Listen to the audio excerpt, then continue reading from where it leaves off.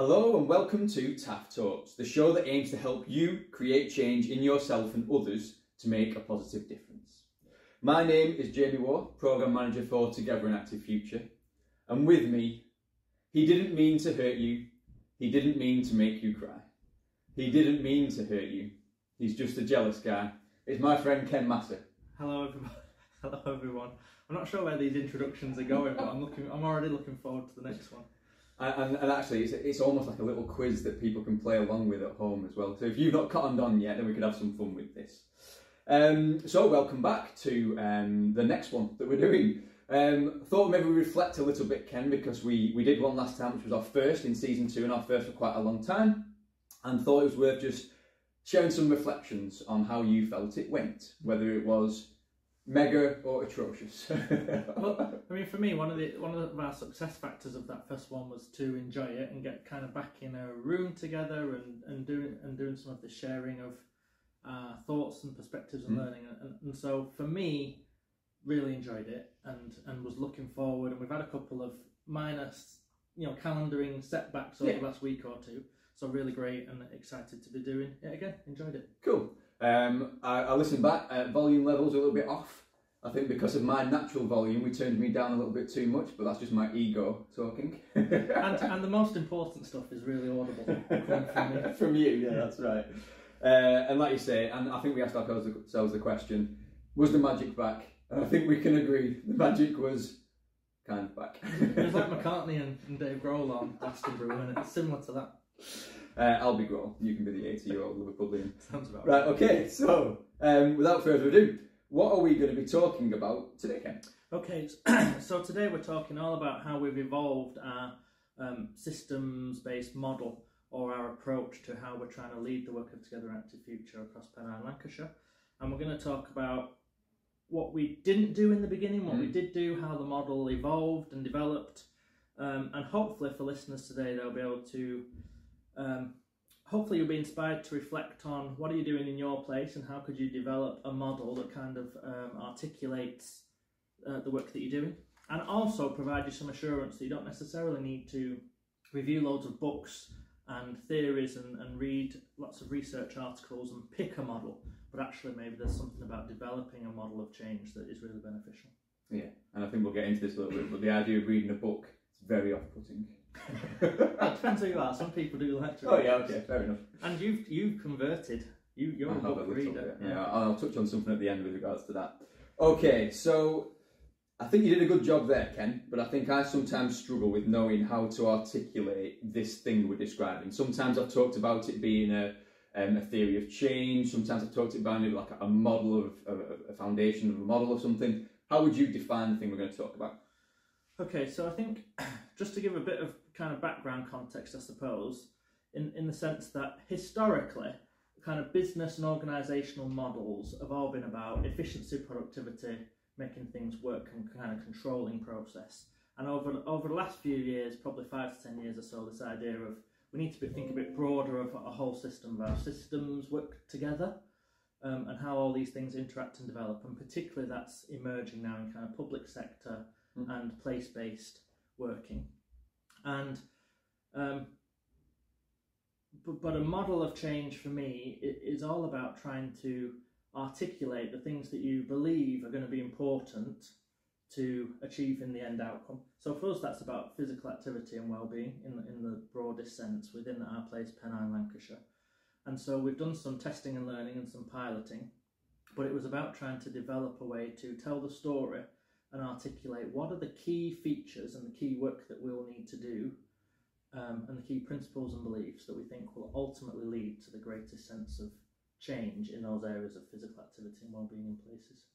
And you just articulated that beautifully there. I'm not sure we knew at the start that we were trying to do that, or maybe you did and you kept it secret from us in some kind of weird underhand amusement for yourself.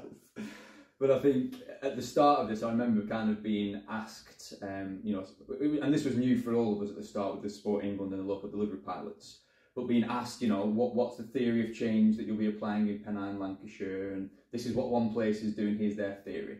And I think, particularly from somebody like me, who's quite a down-to-earth, common type of chap, I struggled to understand that, and it didn't really connect with me a little bit. Yeah.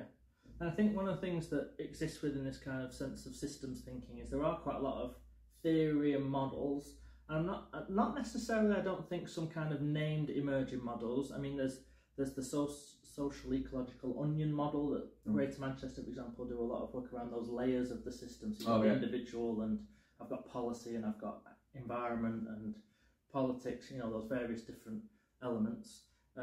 Which actually, when you think about it, it kind of really makes sense. Do you know? It's kind of it's each element of that system and thinking about what can work in each of those places. Yeah. I think what's difficult about systems thinking or systems models is it was hard for us, I think, to translate that into practical action. And I think that's one of the things that we've worked on over the last few years is, well, what does this mean in practice? What can people actually do? And our model, I think, attempts to start to pinpoint some application of some of the thinking and principles that we've developed over the last few years. And I think that's really important. Yeah, and I think that is the bit, isn't it? And this was the reservation I had at the start a little bit, was always, it just didn't feel like it connected, you know, and because, you know, I'm me, I kind of disengage a little bit when I don't really understand something or I can't work out how to apply it in my place. And yet when I look back now with hindsight, you realise we've been doing this stuff. We've just not been putting a label on it or a name on it. And I think some of the things we'll talk about is when you can naturally evolve a thing that connects with you, it feels like it's something that's yours, that you own, and then you're comfortable to share and talk about. I mean, two of the really important things in sort of this theories of system is about context is really important, and the idea of place, and that's been really central to Sport England's work. What is a place, and the differences within places is really important. And the other, and I said there was two things, and I can't remember what the other one was now. Context is one of them, and the second one is developing common purpose. So one of the things that I think we believe in, if you like, is you could write or develop or even read and implement a systems change model, and you can impose it on other people in your system, and your sense of common purpose then would be small. You know, this sense of buy-in, this sense of ownership, this sense of people feeling like this is our thing, I think is really important for building momentum. So this shared purpose or common purpose should exist not only around, say, physical activity, but around the approach or the model. Yeah, I love that bit of this being our thing, because like you say, it's to a degree at various times my level of confidence in not exploring these types of theories or not actually going down that road has been absolutely, it's not right for us. 2, would it have saved us 2 years of thinking and work if we hadn't been, dare I say, so cocky as to suggest that, well, we'll do things in our own way. And one thing to add to that, and credit to Sport England, that whilst they were kind of keen to see at the beginning theories of change, models of change, at no point were we forced down a road that didn't feel comfortable for us. And I think that's because we kept them connected throughout the journey and they could see something naturally evolving. Yeah, and I guess there were steps along the way now that have formed part of our model. So in the early years, we developed the idea of the secondment model, for example, which we've talked about in season 1. Yeah, check out that podcast. I'm sure it's an absolute humdinger. Well, maybe. You know, but there are elements of thinking that were emerging that didn't describe the whole of our work in its entirety, but were elements of it that were important. So the secondment model was one. Our approach to engaging communities through creative engagement, episode 1 of season 2. Another absolute belter. So I think what we've done more recently is start to tie some of those things together. But I think Sport England and others could see there was things emerging that were going to be useful. And I think that's happened across the pilot. So even those who might have developed a theory of change in the beginning, one of the great things about these models or theories is we're learning that they evolve and develop over time. And we're seeing that right across the work, not only with the pilots, but in all areas of this kind of systems approach. It's a real emerging and evolving thing. Yeah, and I think me and you have had a conversation quite a while ago now where all of our stuff has always been based on people. You know, we've talked in the past about systems or just people who make decisions that shape things, and the secondment model is based on people being given the opportunity to change those systems. And that's why I think we've always had a level of confidence to a degree that it feels right. Yeah. Because it has been focused at people and you know, all the way through it. So that's maybe some of the background of what we didn't do, and also then what we started to evolve in ourselves. But then what did we do next? Because all we talked about there is actually the stuff we were doing, but we never kind of had that articulated in a way until kind of probably quite recently. So what was the journey to get from an idea of what we were doing and starting to test out things to actually having a thing that we're doing a podcast about? So do we want to go into that now, or do we want to do our break activity? Oh, break activity, please. Break activity. So we said in each of our podcasts this season that we're going to do in the middle a bit of an activity that you can use potentially to engage other people in your interactions in your places. So today is the pennies activity. Fun. It's a bit of a getting to know you thing, so you can hear the rustle of the pennies there. So what you do is get together a bunch of coins and you let people pick one. Okay, we're going to do this live, by the way, so let's hope it works out okay. So Jamie's going for his coin, and then you get each person within the team to look at their coin, and obviously on all coins you have a year. So mine is 2013, and then you go around the room or in smaller groups, depending on how many you've got, and have people try and share a memory or a recollection of the types of things that they might have been doing in that year. So because I'm struggling to think of 2013 and what that means, Jamie's going to go first, because he's had a bit more time to think about it. Okay, so 2007, so I would have been, how old would I have been? 27 years old, that's right. So I feel like that might have been when I first started dating seriously my future wife and the mother of my child, Heather. And actually that's a really kind of nice memory, because we'd gone from meeting people, we met together in a pub. I was running the bar, she was a glass collector. One of those kind of lovely things that we spot each other across the room, really kind of nice moments, and then got to know each other. She went to university and then she came back, and then not too soon around this time I think we managed to kind of connect back together. And actually, so I got a bit emotional, this is quite personal, I didn't really intend to. But through that, so firstly Heather is the person who got me out of doing lots of dead-end jobs by saying, Jamie, sort your life out and get a proper job. Because I've been working in kebab shops and Argos and factories. I'm not convinced that TaAF is a proper job. No. And all them jobs are absolutely fine, but she felt I perhaps could have pushed myself further. So she got me on the path towards doing what I'm doing now, which is an amazing thing. And she gave me the person who I care about most of my entire life, which is my daughter, Courtney.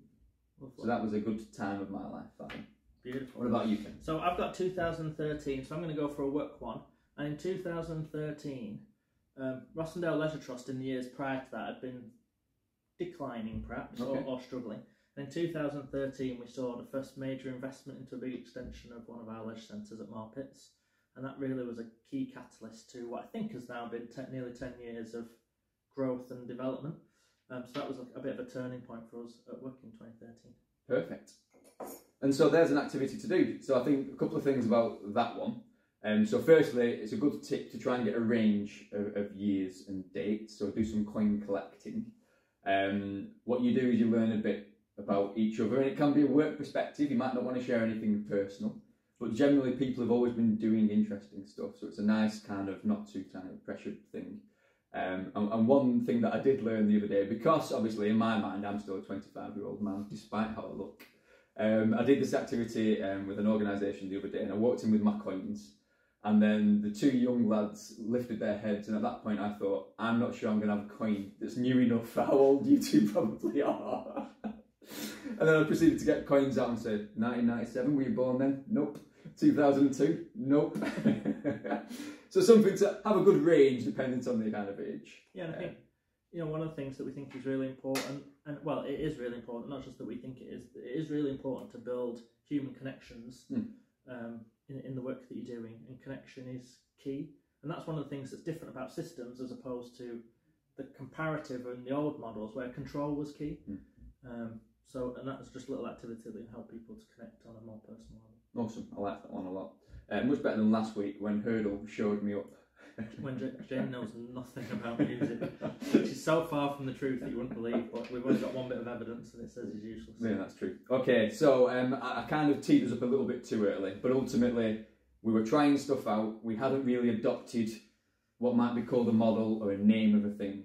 So what was the journey then from trying some stuff out to where we've kind of got to? Yeah, okay.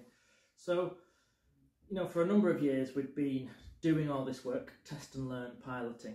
And what we've actually been through is what Emily, who's our research and insight evaluation lead would call an exploratory framework methodology. Just so she knows, that spells Well, fair enough. Which I imagine is what we would have done when she said that to us, before. Yeah. But in essence, what an exploratory framework methodology is, you explore, and through exploring, you develop a framework. Okay. And so what we started to do was, in small and large groups, started to talk about the journey we'd been on. So where did we start in 2017? What have we done that's been effective, and what have we learned through that effective practice? And importantly, I think, what were some of the key things that underpinned the stuff that had worked? And so we did, one of the first things we did was start to think about all that, but then build that into a list of priorities or legacy outcomes that we were looking for moving forwards. So we were looking ahead to the end of, or the next kind of major milestone with TaAF, which is 2025, and thinking, well, what do we want to accomplish by then, and how would that help us to get there? So I think that was probably one of those early steps. Yeah, because that's the bit, isn't it? Almost you start to just refine thinking. It helps start to refine thinking. We've done all of these types of things, and it's easy to get caught up in the current and the now. And that initial bit was, okay, but if we thought about 2025 and the legacy we want to lead, what kind of outcomes would we turn those kind of things into? Yeah, I think those outcomes, interestingly, so we developed 7 or 8 key legacy outcomes that we wanted to accomplish. And what's really interesting about the model in Pennine is our model, which has got 3 kind of key pillars, is built on what we've learned is effective, but is also reaching forward to the outcomes we want to achieve. Absolutely. Yeah. So it's looking in both directions. I think that's a really interesting thing that I've not thought of until right a second. But amazing watching it live, people. Like light bulbs just going off. But that might be a really interesting way for people to think about things. Of not only what have we learned, but what we're trying to accomplish, and how do those two things meet in a sense of key priorities and actions and principles. So after we'd done that, we had those 7 or 8 priorities. And just to interject, and apologies for this, because I think it's going to touch on something you touched on in a minute. And we developed those kind of legacy outcomes as a collective across TaAF. So TaAF has a range of very small teams in each of our districts, and we're also really well connected into the leisure leads. And we also had a support group called our Solution Finders. And so we didn't just do this as a coordination team of 6 or 7. We actually kind of turned it into a bit of a workshop and talked about what have we been learning, what we think are the things that we should be focusing on as a legacy, and refined that thinking. I think that's where that kind of collective view meant that people felt we were connected to where we were going next, as opposed to us doing this in a small kind of isolated group. And in terms of time frame, that was probably 6 to 12 months of thinking about what have we learned and where we're trying to get to. And these 7 or 8, if you like, legacy outcomes. What then happened, in a way, is I was personally struggling with, well, I can't remember what those 8 things are, and how do It's got a very short attention span and quite a bad brain. And there were sentences worth, or sometimes sentences with a couple of bullet points. Because an outcome can't be change as a word, because of what do you mean? It needs to be quite specific so that you focus attention and resource in the right way. And so it was trying to take these really, in some ways, quite detailed outcome, legacy, priorities, whatever you want, whatever word's the right one, but turn that into something that we could articulate clearly and concisely in a way that people perhaps not connected with TaAF would be able to understand. Generally, this is what we're trying to do. And so it was from my struggle, I suppose, that then I spent a bit of time in a dark room to say, on my own, having had all these 12 months of conversations, thinking, well, how would I articulate this? And it started to emerge then that these 7 or 8 priorities fit into 3 key themes. And I wrote that down on just a bit of a simple page, and then we went through another process of refining and talking about. But in the end, we landed on these 3 key themes. The central one being about behaviours and people. So what are the behaviours and skills and capabilities of people within the system, and particularly who might be leading the system at all different layers. So there's a sense of leadership there. But what are the behaviours and skills and capabilities of the people, and how do they then interact with the system? And for us, systems was about still connected around people. So where the lives of ordinary people, ordinary is a terrible word. Well, we know what you mean. People it's living the people who don't work in some of the yeah. organisations who we class as the system. So where do the lives of those people meet the system? Things like job centres, things like GPs, yeah, those interaction touch points. You know, and then the third theme being around places, and within places, what are the opportunities and facilities and assets that are available to help people to be more active, and importantly, how do we go about connecting more people with those things and developing those things to be better at connecting with more people. So our three pillars really are behaviours in the middle, systems and places, and we developed those. We developed a bit of a graphic that looks a bit like, you know, it's got these three bubbles. Like a space orbit almost, isn't it? Yeah, with those 7 priorities in a simplified form connected to those 3 key themes. And I think what we did was, originally you said those 3 themes, and obviously most of the stuff is, then you just take time to reflect a little bit, and then a week later you come back and you go, what I think we realised was, we didn't necessarily have behaviours as the central point initially. Right, yeah. And then we talked about, but kind of everything we're doing is reliant on people making changes in their places, in their systems. And in themselves as well. And in themselves, absolutely. And so what we said is, isn't it a kind of nice idea to almost have behaviours as almost like the central point of this orbit, and things kind of revolve around that a little bit. And then that kind of really started to chime, didn't it? You know, behaviours at the heart of everything you do, and how you then apply it in systems and in places felt like a real perfect connection. Yeah, and if you remember, that first, there was probably, I would say, 20 or 30, maybe not quite that many, 10 to 20 different versions of the picture. Yes. With different words and different colours and different arrangements. And it was through some of that trial and error of the narrative, the articulation of it, that we started to settle on something that felt like us and reflected not only what we've learned, but what we were trying to achieve as well. And a quick bit of learning, I think you alluded to, but I'm going to take this opportunity to say something nice about you, because you know what I mean, it's that time of year. I say something nice about you. What's that, like Father's Day? I don't know what that is. What time of year is it? Ken Day. So, like I said, we did the initial thinking as a collective, so everyone felt connected to it. But what you are extremely good at, in a way that I only aspire to be, is being able to take lots of words, lots of ideas, and articulate it in a way that feels true to the heart of what it is, and also in a way that you can share with people and it connects with them and they can understand what you're on about. And I think then what we did is, once you'd kind of done that, we then brought it back together again with the team and then worked on that kind of evolving model and visual. So it's a great example of, use the teams in the right way to feel connected to generate it, and don't be afraid of saying, if somebody in your team's really great at stuff like visuals or bringing stuff together, use that. Otherwise, like you say, design everything by committee is a challenge, really. Yeah, thank you. That's kind. And I think, and that's really what it was about. In that, not my ideas or thinking, but just trying to, as I said earlier, for me, I'm someone who likes snappy, tweetable kind of memorable quotes. And I josh you for it, as if everything's a soundbite, but you are very good at it. Soundbites is like a soundbite. But for me, that's a way for me to organise information into understandable chunks. Yeah. And you don't always have 2 hours with people where you can do what I do, which is just talk from a kind of impassioned point of view, but it takes me ages to get the kind of thing across.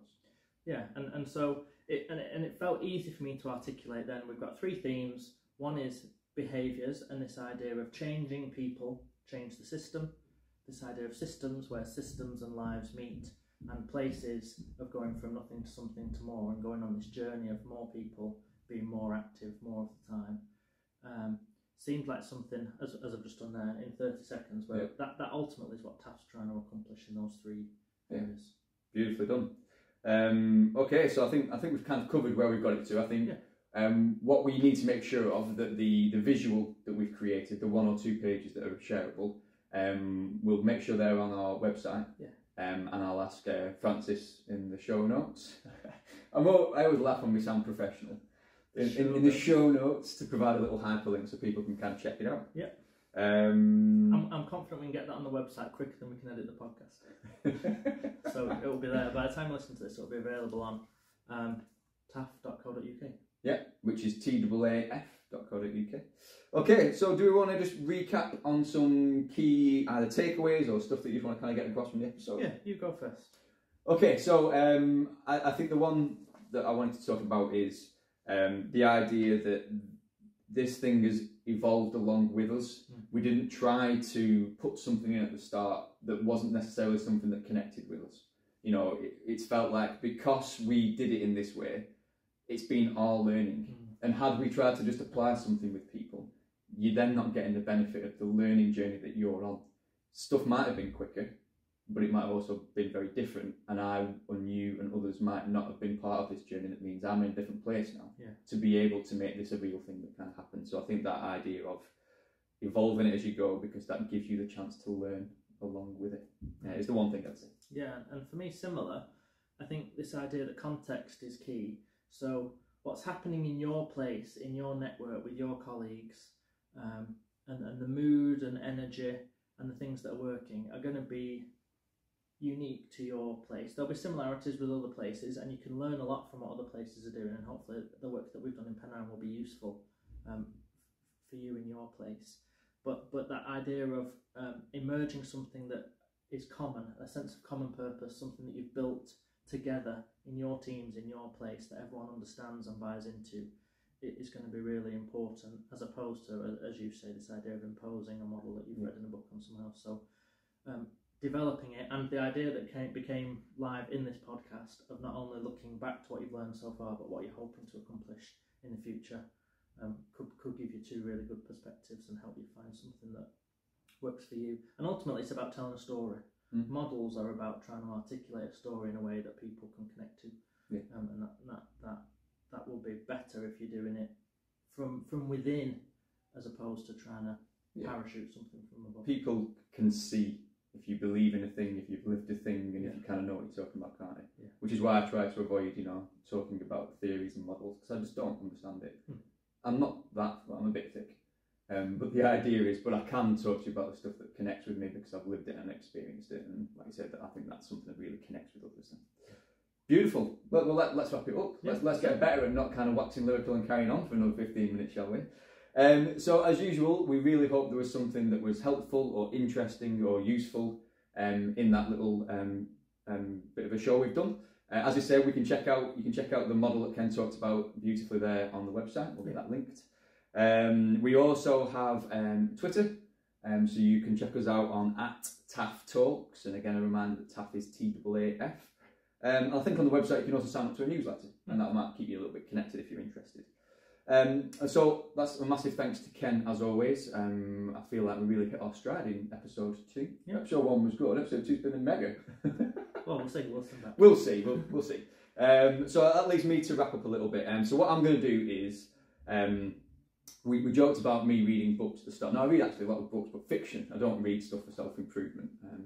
I was going to joke and say I don't believe in it, but don't need to. But I did read a book at the start of this year that I won't go too far as to say it kind of did change quite a few elements of my life, and that's a book by James Clear called Atomic Habits. Now I should be on commission for this because I talk to everybody about it when I meet them, and that's last week you might have heard us talk about commitment devices, and that's from that, and just this idea of kind of how you can make changes in yourself that then can help you be a better person that brings changes elsewhere.